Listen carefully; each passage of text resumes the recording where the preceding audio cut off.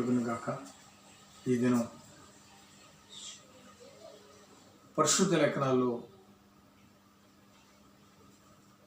ఉన్న ఆదాం గురించి తెలుసుకుందాం. పరిశుద్ధ లేఖనాల నుండి ఆదికాండం 3వ అధ్యాయం 9వ వచనం మరియు 17వ వచనం చదువుకుందాం. ఆదికాండం 3వ అధ్యాయం 9వ వచనం 17వ వచనం చదువుకుందాం. దేవుడైన యెహోవా ఆదామును పిలిచి, నీవు ఎక్కడ ఉన్నావన్ను. ఆయన ఆదాముతో, నీవు నీ భార్య మాట విని తినవద్దని నేను నీకు ఆజ్ఞాపించిన వృక్ష ఫలములు తింటివి కనుక నీ నిమిత్తము నేల శపింపబడి ఉన్నది. ఈ చదువుకున్న లేఖన భాగాన్ని ధ్యానం చేసే ముందు మనం వినియోగిస్తున్నటువంటి ఉద్యోగ కీర్తన పాటల పుస్తకంలో నుండి 258వ పాట పాడుకుందాం. ప్రియ యేసునే మించితివి, ప్రియమారణ హృదయం ముదమారవసించునా, హృదయాంతరంగమున ప్రియ యేసునే మించితివి, ప్రియమారణ హృదయం ముదమారవసించునా,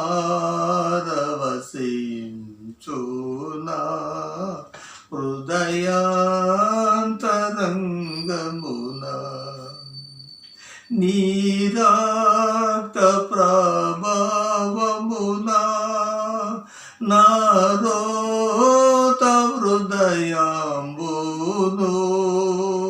నీ రక్త ప్రభావమున నారోత హృదయంబును పవిత్ర పరచుం తండ్రి, ప్రతి పాపమును కడిగి పవిత్ర పరచుము తండ్రి, ప్రతి పాపమును కడిగి ప్రియ యేసునే మించితివి, ప్రియమారణ హృదయం ప్రతి చోట నీ సాక్షిగా ప్రభువా నిలుండునట్లు,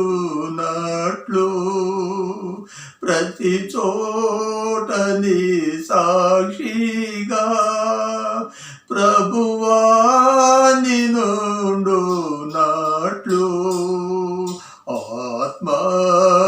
ఆత్మాభిషేకము నేమో ఆత్మీయ రూపుండా. ప్రేమ గల మా తండ్రి, దయగలిగిన మా దేవ, నాయన చదువుబడి ఈ లేఖన భాగాన్ని కొద్ది నిమిషాలు ధ్యానం చేస్తుండగా పరిశుద్ధాత్మ సహాయాన్ని మాకు అనుగ్రహిస్తారని నమ్ముచు యేసయ్య పరిశుద్ధ నామమును అడుగుచున్నాము తండ్రి, ఆమేన్. అందరికీ వందనాలు ప్రియ సోదరి సోదరులరా. దేవుని మహాదయని బట్టి మనం ఈ సమయంలోనికి ప్రవేశించాం. చూడండి, దేవుడు లోకమును సృష్టించి దానిలో మానవుల ఏర్పాటు చేసిన విధానం బైబిలు కాలమాన ప్రకారంగానే ధ్యానం చేద్దాం. బైబిలులో రాయబడిన విధానాన్ని బట్టి చూస్తే ఆ సమయానికి దేవుడు భూమి వైపు చూసినప్పుడు అది నిరాక్రమగను శూన్యముగను ఇండెను అని రాయబడి ఉంటుంది. దేవుడు మానవుణ్ణి సృష్టించాలనే ఉద్దేశాన్ని కలిగి ఉన్న సమయమున మానవుణ్ణి నివసింప చేయడానికి ఒక భూమిని, దానిలో ఫలవృక్షములు పండుటకు కావలసిన నీరుని, వేడిని, అలాగే మానవుడు జీవించుటకు పగలను రాత్రిని మానవుడికి అన్ని విధాలా ఉపయోగపడటానికి అనుకూలముగా జంతువులను, పక్షులను, నీటి ప్రాణులను దేవుడు సృష్టించిన తరువాత మానవుణ్ణి సృష్టించారు. ప్రియ సోదరి సోదరుడా, దేవుడు మానవుణ్ణి సృష్టించడం కొరకు ఒక ప్రణాళికను కలిగి ఉన్నారు. తాను సృష్టించే మానవుడు ఏ విధమైనటువంటి శ్రమ అనుభవించకుండా అతనికి కావలసిన ప్రతి దానిని సమకూర్చిన తరువాత మానవుణ్ణి దేవుడు సృష్టించాడు. అంతేకాదు, భూమి మీద ఒక ప్రాంతంలో ఒక నది పుట్టి అది 4 పాయలుగా చీలి ఆ స్థలం మొత్తాన్ని తడపగలిగేటువంటి స్థితిగా ఏర్పాటు చేసి అలాంటి భూభాగంలో దేవుడు మొదటి మానవుడిని నిలబెట్టారు. చూసారా, దేవుని యొక్క ప్రణాళిక మనం చూస్తాం. ఒక స్త్రీ గర్భిణీతో ఉన్నప్పుడు, అంటే గత దినాలలో మా చిన్నతనంలో అనేకంటే అంతకంటే పూర్వం అంటే ఇంకా మంచిగా ఉంటుంది. గర్భిణీతో ఉన్న స్త్రీ బిడ్డకు జన్మనివ్వకముందే గర్భంలో బిడ్డ ఉండగానే ఆ బిడ్డ కొరకు కావాల్సిన సదుపాయాలన్నీ సమకూరుస్తూ ఉంటాయి. ఆ బిడ్డకు కావాల్సినటువంటి చిన్న చిన్న సాక్సులు ఊలుతో తయారు చేస్తుంది. ఆ బిడ్డకు కావాల్సినటువంటి గ్లౌజెస్ ఊలుతో తయారు చేస్తుంది. ఆ బిడ్డకు చలి తగలకుండా ఉండటానికి టోపీ, శరీరానికి ఒక బనీను తయారు చేస్తుంది. అంతేకాదు, ఆ బిడ్డకు స్నానం చేయించడం కొరకు సున్ని పిండిని సిద్ధం చేస్తుంది. ఇంకా ఆ బిడ్డ జన్మించే సమయం దగ్గరకు వస్తున్నప్పుడు కావలసినటువంటి నూనెలు సిద్ధపరుస్తూ ఉంటుంది. అంటే ఆ బిడ్డ జన్మించక ముందే ఆ బిడ్డకు కావలసినటువంటి అన్ని సమకూర్చిన తల్లి బిడ్డకు జన్మనివ్వటం మనం చూస్తాం. ఆ తల్లినే సృష్టించిన దేవుడు, ఆ తల్లికి అలాంటి మనసునిచ్చిన దేవుడు మరి మానవుని సృష్టించేటప్పటికి ఎంత ఆలోచించుంటారో నీకు అర్థమవుతుందా? తాను సృష్టిస్తున్న మానవుడు బాధపడటానికి వీల్లేదు. తాను సృష్టిస్తున్న మానవుడు నెమ్మదిని అనుభవించాలి. తన సృష్టిలో దేవుడు మానవుడికి మాత్రమే ప్రాధాన్యతనిచ్చారు. మానవుడి కోసమే సృష్టించబడింది. మానవుడి కోసమే భూమి తయారు చేయబడింది. మానవుడి కోసమే ఆకాశపు శక్తులు ఏర్పాటు చేయబడ్డాయి. మానవుడి కోసమే గాలి సృష్టించబడింది. మానవుడి కోసమే నీటి ప్రాణులు, ఆకాశ పక్షులు, భూ జంతువులు సృష్టించబడ్డాయి. ఎందుకంటే మానవుడితో దేవుడు మాట్లాడుతున్నారు. నీకు కావలసినటువంటి పశువుని తినుము, నీకు కావలసిన నీటి ప్రాణులను తినుము, నీకు కావలసిన ఆకాశ పక్షులు తినుము. అంటే ఇవన్నీ మానవుడు తినడానికే దేవుడు ఏర్పాటు చేశారు. కానీ మానవుడు మాత్రం సుఖాన్ని అనుభవించాలి.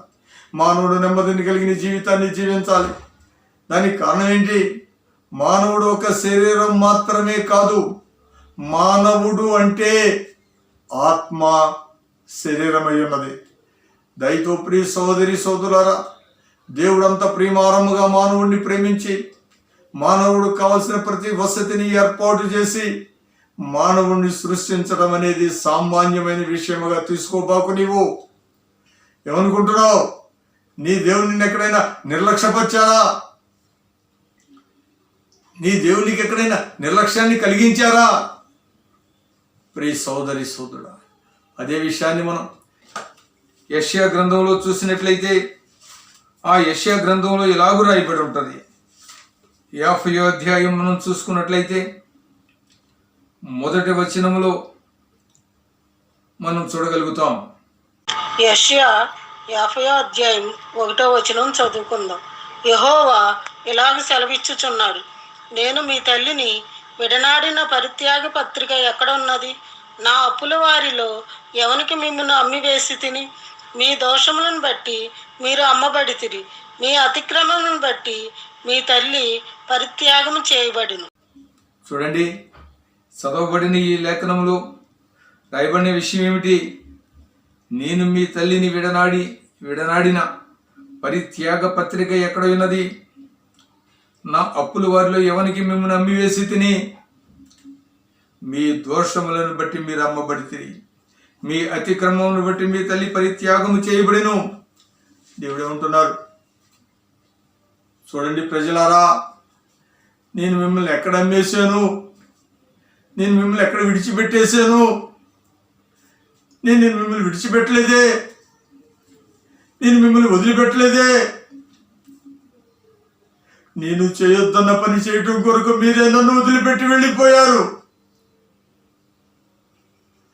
నేనేం చెప్పాను? పక్క మనుషుడికి అపకారం చేయవద్దని చెప్పాను.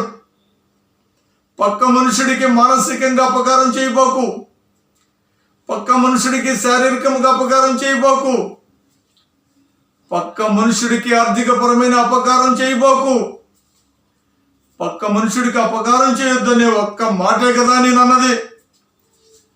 ఆ మాటను జరిగించలేక మీకున్నటువంటి ధనాపేక్ష మనస్సుతో, మీకున్నటువంటి మానసికమైన బలహీనతలతో, పక్కవారిని మాటలతో గాయపరుస్తూ, ఆలోచనలతో గాయపరుస్తూ, ఉద్దేశాలతో గాయపరుస్తూ, ఆర్థికంగా గాయపరుస్తూ, శారీరకంగా గాయపరుస్తూ మీరు లబ్ధి పొందడానికి మీరు నా నుండి దూరంగా వెళ్ళిపోయారు. కానీ నేను మిమ్మల్ని ఎక్కడ వదిలేశాను? ప్రియ సోదరి సోదరుడా, చాలా జాగ్రత్తగా ఆలోచన చేయి, చాలా జాగ్రత్తగా ఆలోచన చేయి. నీవు అనుకోవచ్చు, నేను అనుకోవచ్చు, నేను ప్రార్థిస్తున్నాను కనుక దేవునికి దగ్గరగానే ఉన్నానని. ప్రియ సోదరుడా, దయతో క్షమించి సహాయం చేయమని దేవుణ్ణి ఏ రోజైనా అడుగుతున్నావు? క్షమించబడుతున్నావా? దేవుడు ఏ ప్రార్థన ఆలకిస్తున్నారు? సేవకుడుగా మేము ఏం చేస్తామంటే, మా దగ్గరికి ప్రార్థన చేయించుకోవడానికి వచ్చిన వారికి ప్రార్థన చేసి, తగ్గితేది మా ప్రార్థనా శక్తిని, మా భక్తిని, మా గొప్పతనం చెప్తాం. వాళ్ళకి వ్యాధి ఎక్కువైనా, వాళ్ళకి సమస్య ఎక్కువైనా అది వాళ్ళ పాపం అని చెప్పి, వాళ్ళ పాపాన్ని దేవుడు ఇంకా క్షమించలేదని, దేవుడు క్షమించే స్థితిలో వాళ్ళ పాపాలు లేవని, అందుకే వాళ్ళ బలహీనతలతో నాశనం అయిపోతున్నారని కట్టుకథలు చెప్పి పొట్ట పోసుకుంటున్న జీవితాలు మావి. నాది ప్రియ సోదరి సోదరుడా, చాలా జాగ్రత్తగా ఆలోచన చేయి, చాలా జాగ్రత్తగా ఆలోచన చేయి. నీ ప్రార్థన దేవుడు ఆలకిస్తున్నారా? నీ ప్రార్థన దేవుడు ఆలకిస్తే దేవుడు నీకు దగ్గరగా ఉన్నట్టే కదా. నీ ప్రార్థన దేవుడు ఆలకించకపోతే, నా ప్రార్థన దేవుడు ఆలకించకపోతే దేవుడు నాకు దూరంగా ఉన్నట్టే కదా. ఒకరు నాకు ఫోన్ చేశారు, అయ్యా మా అబ్బాయికి బాగోలేదండి, చనిపోయేలా, అదే సీరియస్గా ఉందండి, డాక్టర్లు కష్టం అని చెప్పారు, ప్రార్థన చేయండి. ప్రార్థన చేసి సాయంత్రం ఫోన్ చేశా, అయ్యా ఎలా ఉంది? అయ్యా కొంచెం పర్లేదయ్యా, అటు తిరిగాడయ్యా, ఓ పక్కకు తిరిగాడయ్యా. రెండో రోజు ఉదయం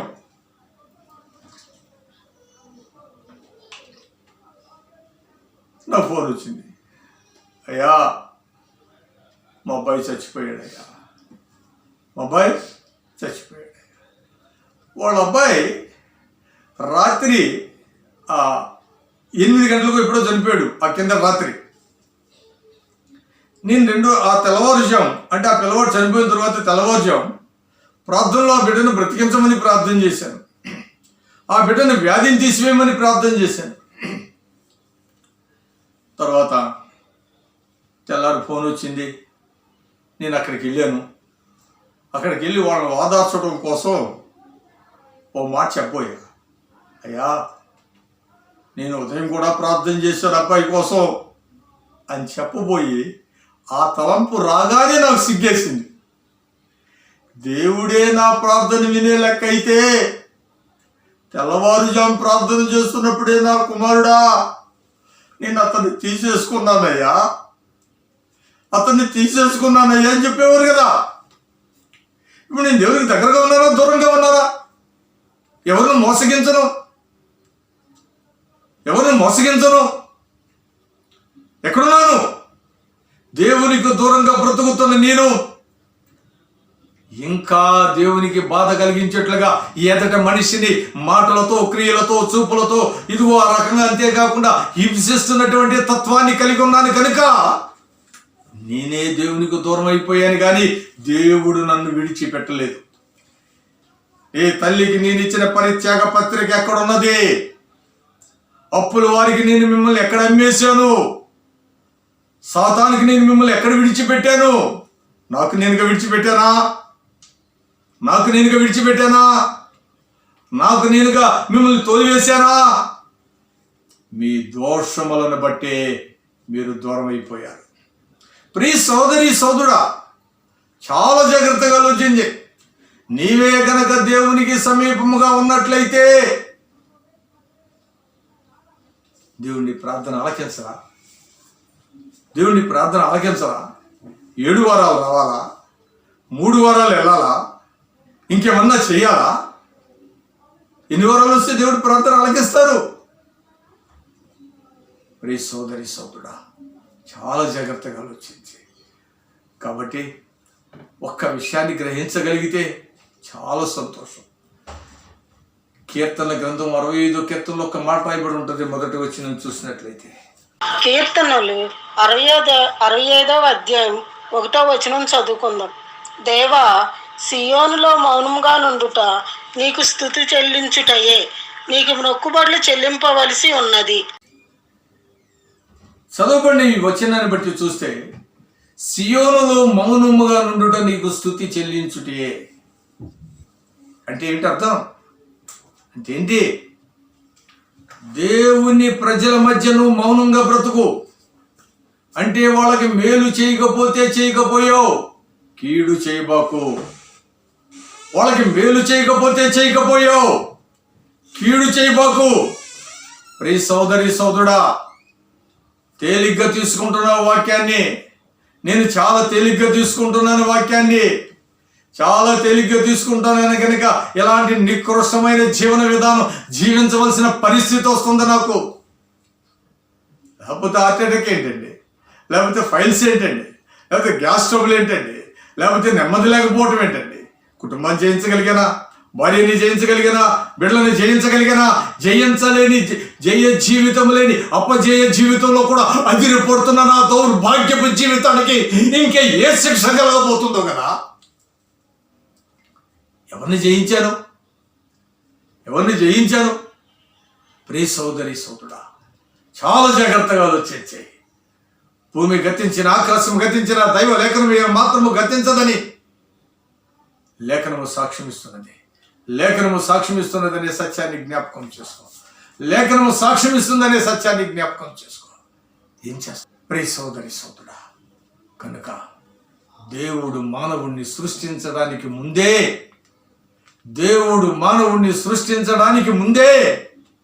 మానవుడికి కావలసిన సమస్తాన్ని సమకూర్చి దేవుడు మానవుణ్ణి అతి శ్రేష్టమైన దీవెల మధ్య నిలబెట్టారు. కానీ మానవుడు ఏమయ్యాడు? తనకున్నటువంటి కాంక్ష బట్టి, తానే మంచివాడు అనుకున్నటువంటి నికృష్టమైన మనస్తత్వాన్ని బట్టి, తానే బ్రతకాలని నీచమైన స్వార్థపూరితమైన జీవితాన్ని బట్టి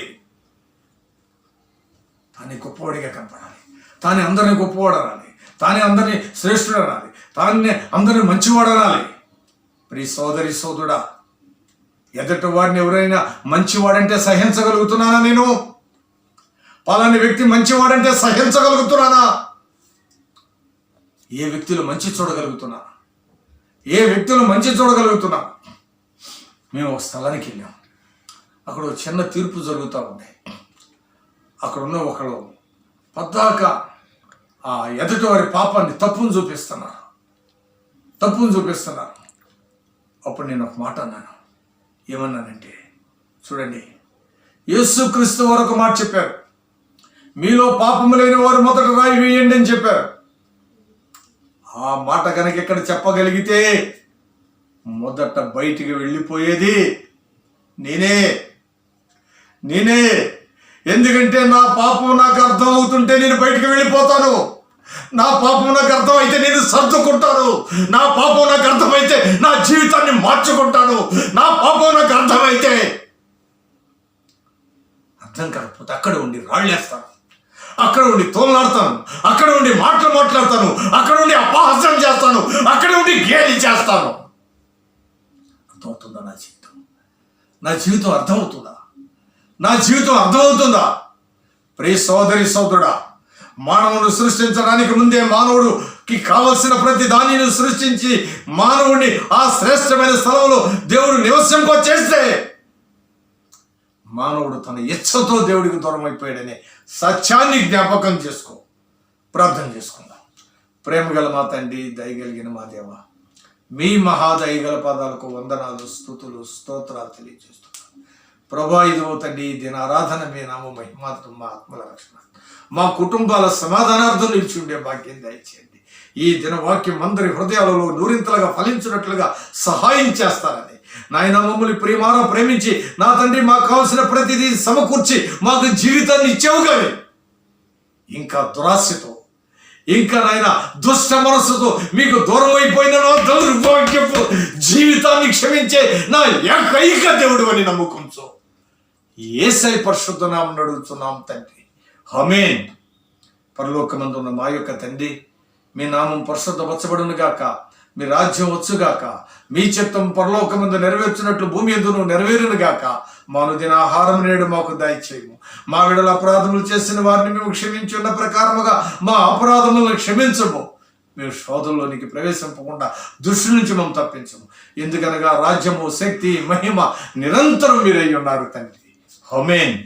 మన తండ్రి అయిన దేవుని దయ, ప్రభు అయిన యేసు క్రీస్తు వారి యొక్క మహిమ, పరిశుద్ధాత్మ యొక్క అన్యోన్య సహవాసం మనందరికీ తోడుగా ఉండి ప్రపంచ ప్రజలకు ప్రభు తన రాజ్యమును దయచేయును గాక, ఆమేన్. అందరికీ వందనాలు ప్రియ సోదరి సోదరులారా. దేవుని మహాదయని బట్టి ఒక్క చిన్న విషయాన్ని చెప్పి ముగించేస్తాను. ఇదే వాక్యాన్ని మరొక ప్రసంగంలో కొనసాగించుకుంటూ వెళ్దాం. అయితే కరోనా విస్తరిస్తుంది. ప్రపంచం కరోనాతో హతలకుతలమైపోతుంది. అలాగే మన దేశం, మన రాష్ట్రం, మనం నివసిస్తున్న విజయవాడ కూడా కరోనాతో హతలకుతలమైపోతుంది. కనుక నా ప్రార్థన చాలట్లేదని నాకు తెలుసు. అందరం కలిసి అపరాధాలు ఒప్పుకోగలిగితే ప్రియ సోదరి సోదరుడా, దేవుడు సహాయం చేస్తారు. కనుక కరోనా కొరకు అపరాధాలు ఒప్పుకుంటూ ప్రార్థించి ఈ తెగులు దేవుని దయే ఆగిపోవడం దేవుని చిత్తమైతే ఆయన సహాయం చేస్తారని నమ్మచ్చు. యేసయ్య పరిశుద్ధ నామమున అడుగుచున్నాను, ఆమేన్.